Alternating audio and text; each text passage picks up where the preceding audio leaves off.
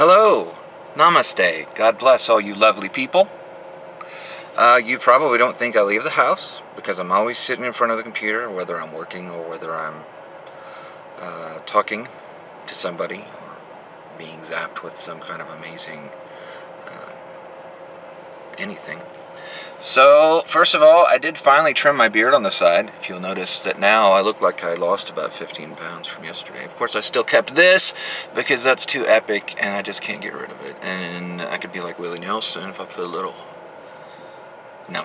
Okay. So I'm going to drive. I'm just going to go drive for a bit. I may pick up a slight bit of unhealthy slave food because I want to use it as a tool for grounding. And I know that's crappy, I guess, but I recognize a tool when I see it.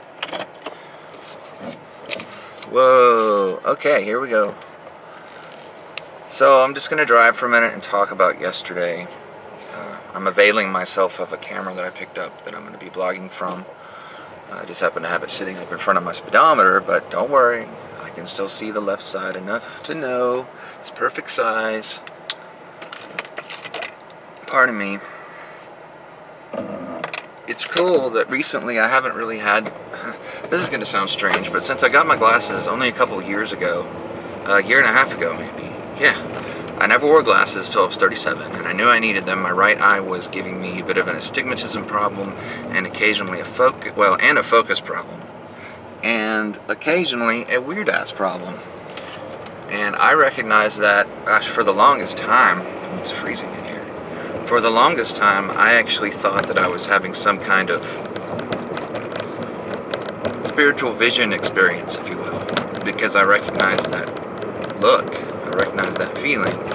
However, I'm not sure. That may have been not. So I got glasses, right, and I've worn them every day since then, and I've fallen asleep with them. These are prescription. They're very relaxing, obviously, instead of having your eyes straining to try to focus for almost 4 decades, you just give it a patch. But recently, rather than continue to fall asleep in my glasses or with my glasses on, as I am wont to do, because I'll be watching a video or reading and I'll just be like, forget it, I'll just put my head back and sleep.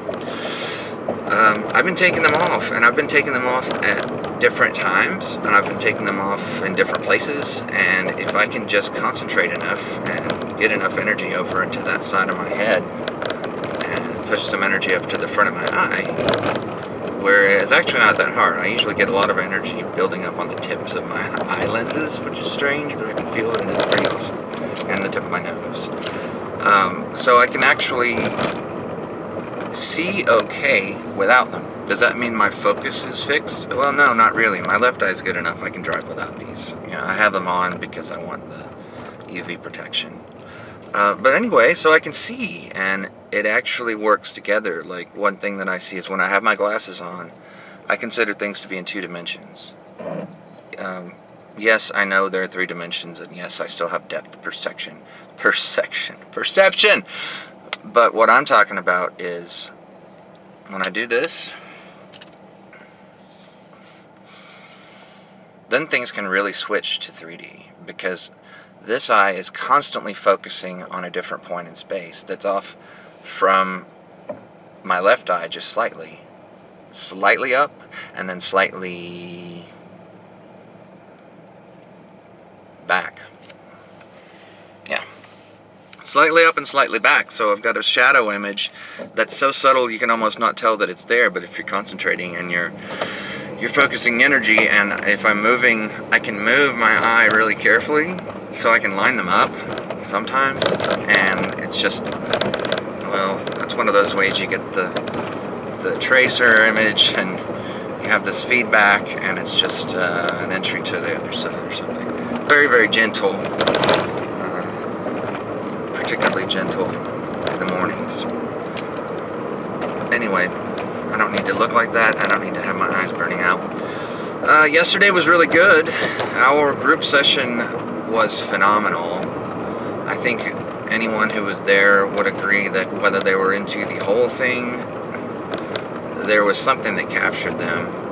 personally, I'm happy to report that I was in from second one.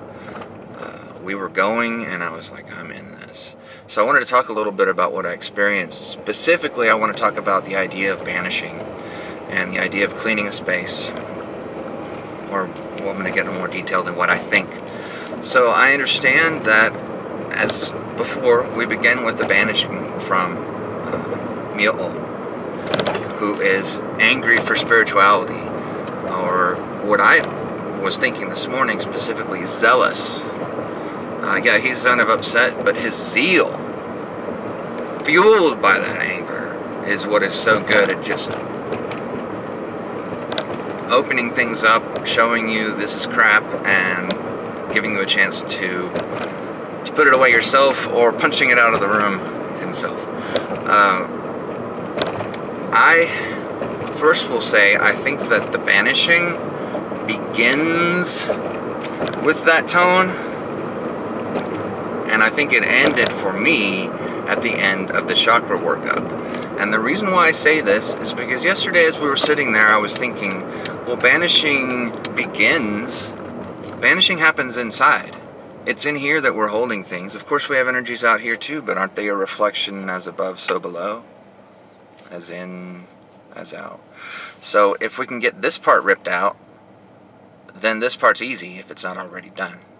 So I felt like just in the core, as I was coming up there, that he was, or that the energy form that we were dealing with, try to be, how do we say, non-sectarian. The energy form with which we were working to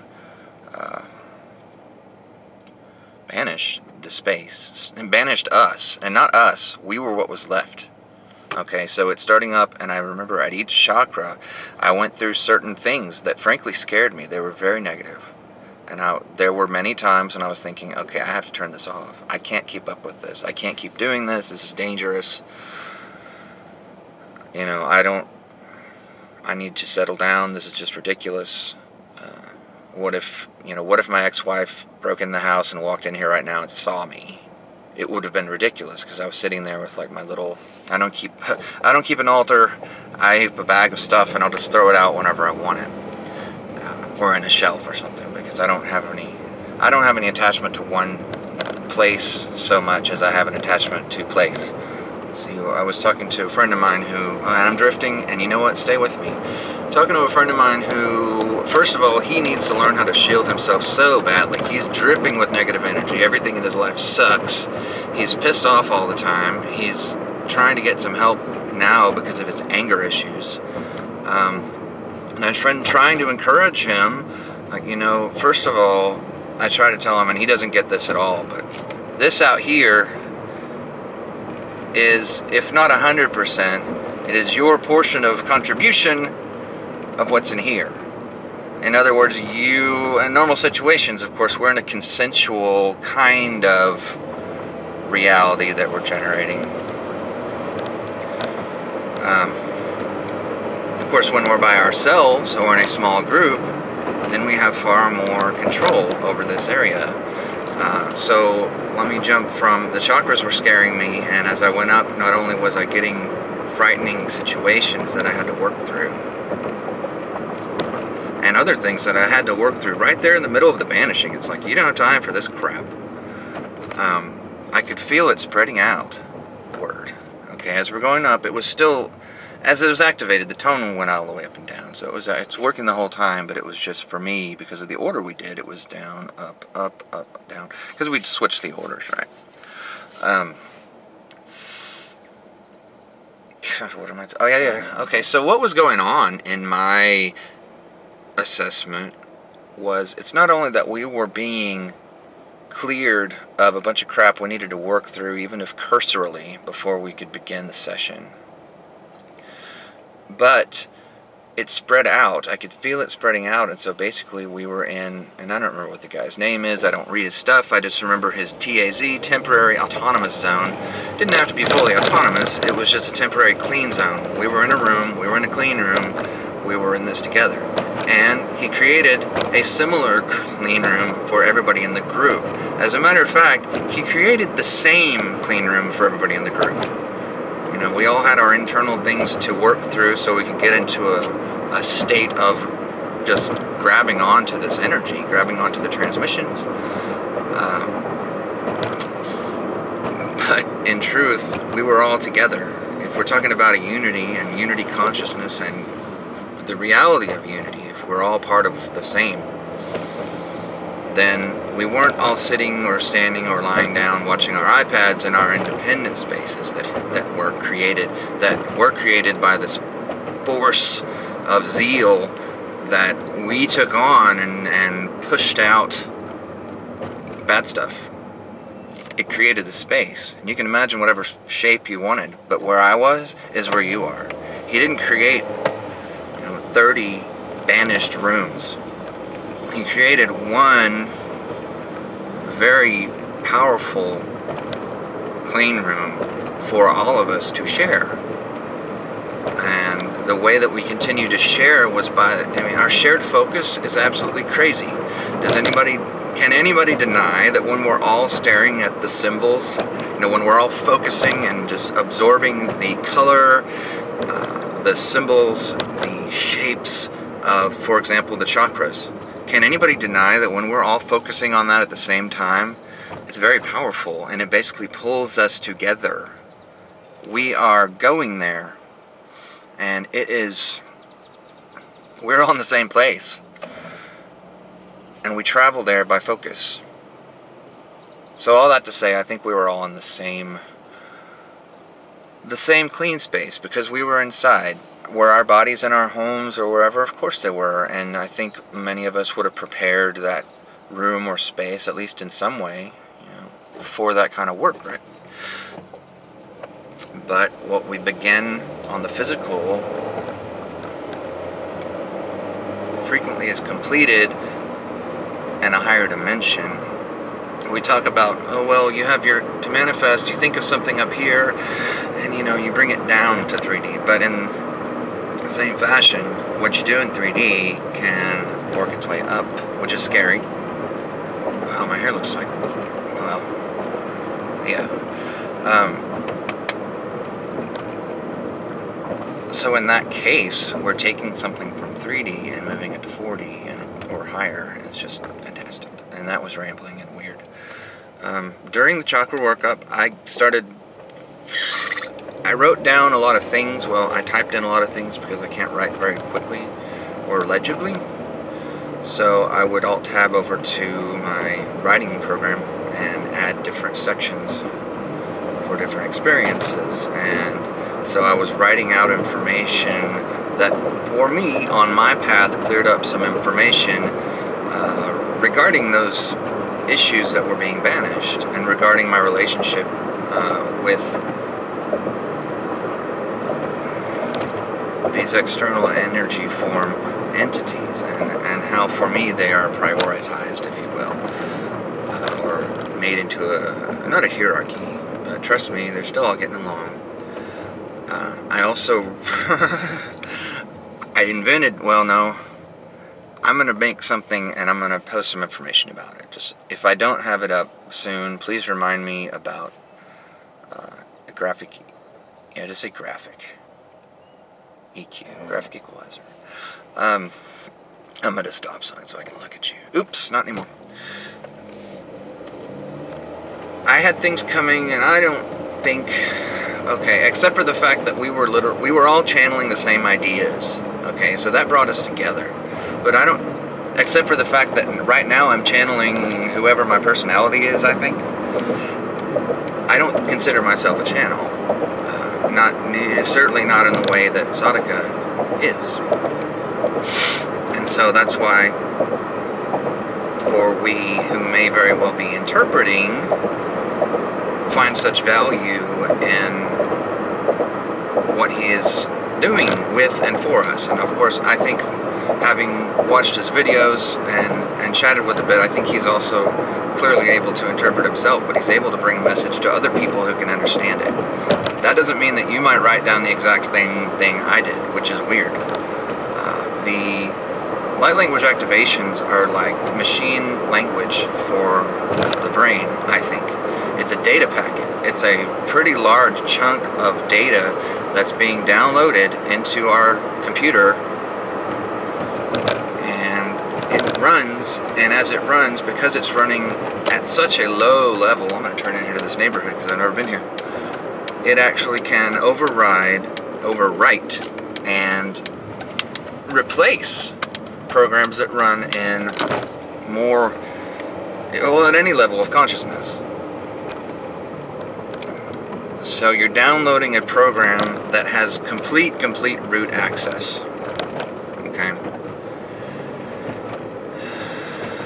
And the sounds, the frequencies, although I heard a few familiar sounds in there, it's not about words. And this is why it works over the internet. Because it's all about sound. Those sounds and those frequencies represent the code in whatever format our brain likes it that is universal. One might say it's like the flower of life. This is something I wrote yesterday, that the universal language literally, and the language of the soul of life, the language of the spirit, it's like the flower of life. And that probably doesn't make any sense. That's how we get, the channels will say, well, they don't necessarily talk to me in words, they talk to me in symbols. So when we receive that transmission, when we receive the download of these little, think of a binary stream, then what we're dealing with is code that runs on our machine that will run on every other machine as long as it downloads it and runs it. And because of our different makeup in our mind and the surrounding energy shells, I guess you'd say, whatever we are, the program does different things, because for each person it has to replace, overwrite, or override personal programs that have been running by intent or non-intent for our lives. They might be recent, they might be very old. So how I react will necessarily be different from how you react, unless you were me, and you're not. But in a sense, we all react at this in the same direction. We all react in the same direction. As one of our YouTube friends, I think his name is Ralph, Infinite Waters, Diving Deep, he's always talking about being the best version of yourself. So what I believe is happening during these things is that this binary code, this very low level life code that can speak to your brain and make things happen, run programs in you, it moves us towards the same goal of cleaning us out, making us the best version of ourselves. I think that the Akadawa will do the same kind of thing. You might be working with it and doing something else, which I think is a good idea. Stack the Akadawa onto something you would already be doing. And if you haven't already heard it, kind of respond back already. Just let me do this for you. If you just relax and say, hey, I'm going to do this, can you clean it up for me?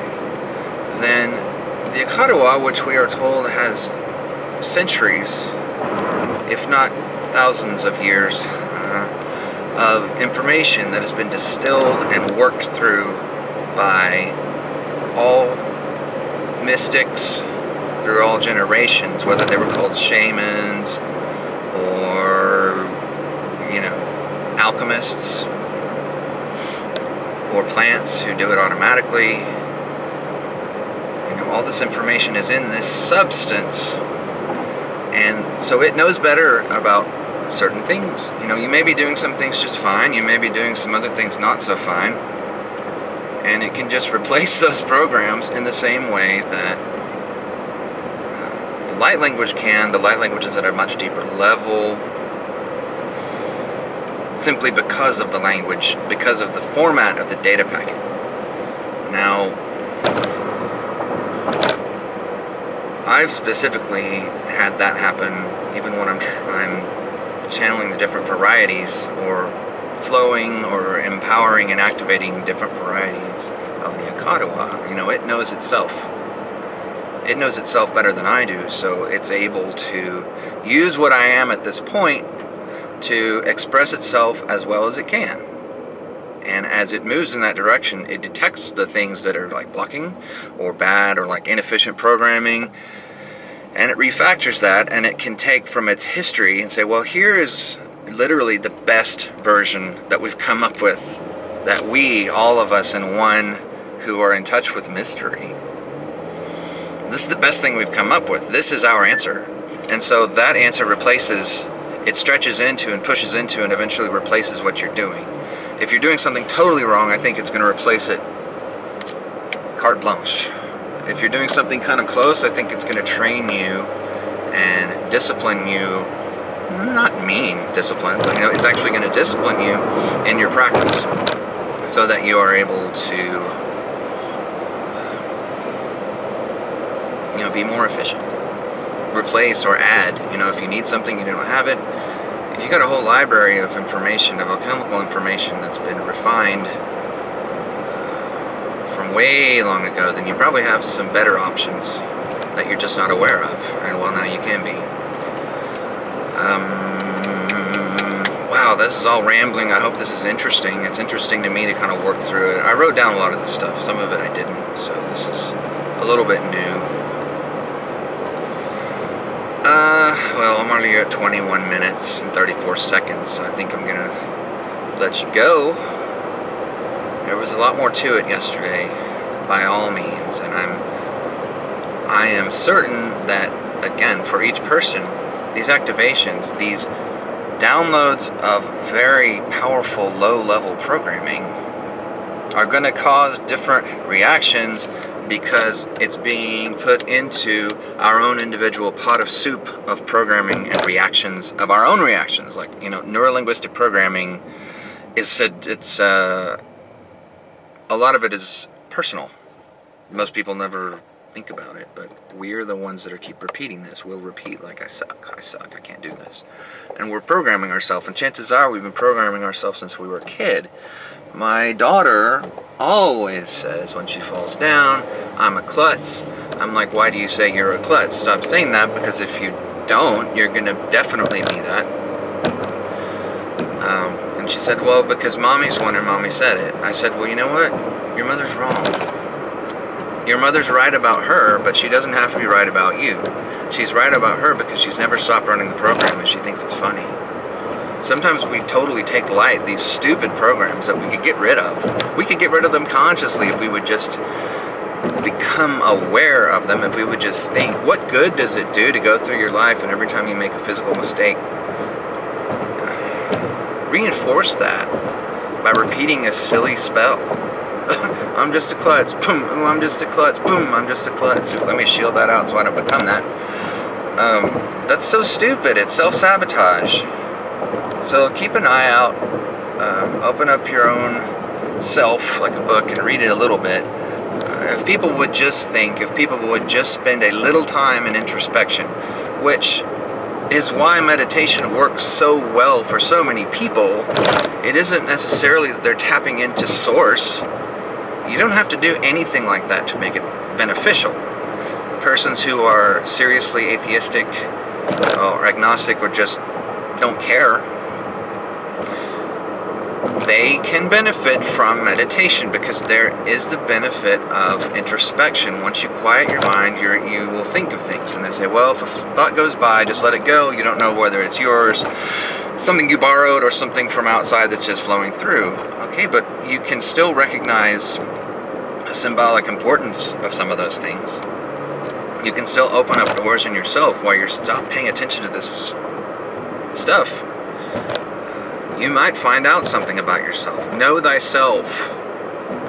Okay? It means real. What's your problem? What if you were your own best friend? What things would still bug the shit out of you? What are things you need to work on that everybody else knows, if they pay attention, is useless? You carry it with you. It's this silly baggage, and it's not even, it's just neutral baggage. It's stupid. It's like putting a rock in your suitcase and trying to pass the airport, the weighing station before they check in. I'm like, oh, sir, I'm sorry, you're 20 pounds over. Oh, well, there's nothing in there bad. No, we know, we scanned it. You don't have any contraband. This rock weighs 25 pounds. Oh, there's no rock in my suitcase. I don't have a rock in there. Let me take out my... Oh, these shoes can stay. Okay. We don't even see the rock in our suitcase. We don't even see the rock in our backpacks. I mean, this is... this is pretty bad, and I'm completely guilty of this. It's really hard for me to see myself, but let us imagine that we were friends with ourselves. What would our friend see in us that we don't see? What would our friend maybe say, hey, you know this thing, I don't mean to be rude, but this is a quirk you have, a quirk, or an eccentricity, which we all have, and some of them, they may make things work fine, but some of them are just stupid. Sitting around saying you're a klutz. You got your dangerous ones, which I've heard my kids both say. I'm stupid. I'm the stupidest person in class. My son will blame his behavior on his being wild. He's young, so it's almost true. But, he's wild. I'm wild, Daddy. I can't do anything about it. I'm wild. So who's telling you you're wild, and why do you keep telling yourself you're wild? You're right. Your behavior is going to follow what you're running. Your behavior follows your programs. Unfailingly. I mean, really, come on. Wow, that was all over the place again. So my encouragement this week is to take a look at yourself. Consider yourself a friend of yourself. And what are some of the useless baggage that actually is baggage? If you have a penny, if you have a lucky penny that you picked up in Sedona, oh wow, or a rock, and it's small, and it's not weighing you down, and the benefits of carrying the rock, or the object, or the artifact rather, outweigh the little bit of weight, then keep it. What you're looking for are things where the benefit does not outweigh the effort. It's inefficient, and I guarantee you that if I could get rid of all my effort vampires that are useless, that are not equitable, that are less useful to me, even zero, versus the effort put into them by my mind, that is to associate or give a certain number of CPU cycles to that thought. Behind the scenes, it's a terminate and stay resident program. If you remember running in DOS, a TSR was something you'd run, and it would run in the background, and you'd still have your DOS prompt. We pretty much run nothing but these now, so it doesn't have a real meaning, but at the time that was amazing, because you were running multiple programs at once, and it blew me away. Just kind of think, what would it be? What could I get rid of? What do I say? What's blocking me? I know a big block I have that I'm going to save for another video. Maybe. But what am I carrying around that sucks? Do I have a 25-pound rock in my backpack? And is the 25 pounds... Here's the thing. Maybe that 25 pounds gives you 50 pounds of benefit. Maybe it's a heavy burden you carry. Maybe it's a choice that you've made in your path. And you recognize that you picked up a burden. It's conscious, it's with intent, and you also recognize that in some way, the value of carrying that big fat rock around, of bearing that burden, very much outweighs the burden. I would suggest that in many cases, whatever that burden might be, it's still illusion, because you're going to be able to find something significantly more effortless.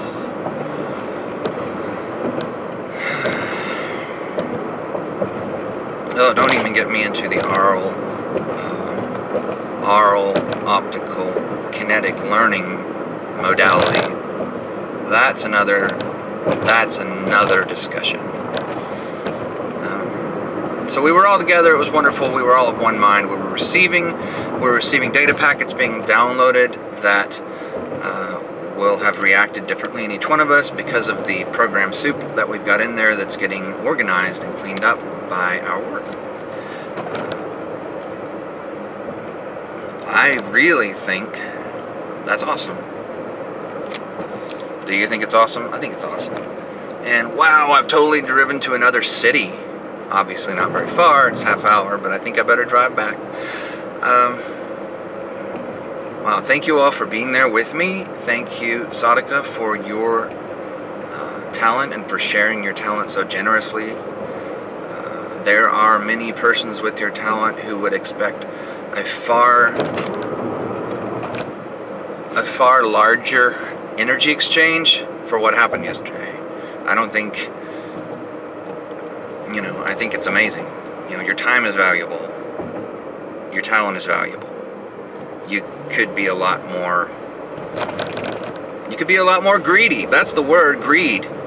My goodness, have you seen how much some of these things cost? Everybody wants to sell you like, this is the thing that's going to save you. This is the thing that's going to push you to the next level. It's only cost $3,000. Now, would I love to go to some of these conferences? Like, would I have loved to have even paid to watch the online webcast of the Drunvalo Melchizedek the last time he's teaching, oh God, what is it? I can't even remember now, of the heart. Last time he's teaching it, and he's moving on to a different section. He's a cool guy.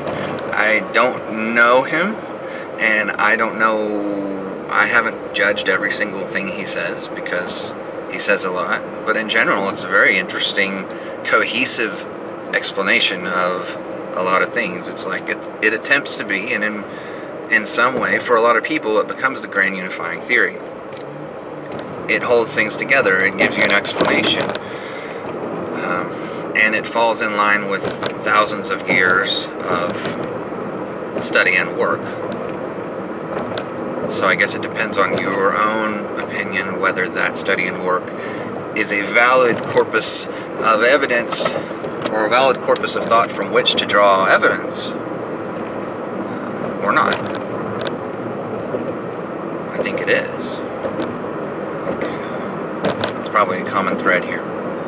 I lied, I didn't get off. I went 3 more minutes over. I'm going to drive up the freeway now back to my house, which should take about 20 minutes. And anyway, thank you for hanging with me. I'm sorry that this got so rambly, and on the other hand, I'm not sorry that it got so rambly. And on the other hand, I'm not sorry at all. I don't need to make an apology. An apology is an explanation. It's not semantically necessarily a response to having done wrong to someone. Many of you who have studied religions, for example, there is always comparative religion. You can see that it's different between the world. Okay, forget all that. That was going off course. Because I lost my train of thought, I know it's time to stop. Have a great day. I'll post more later.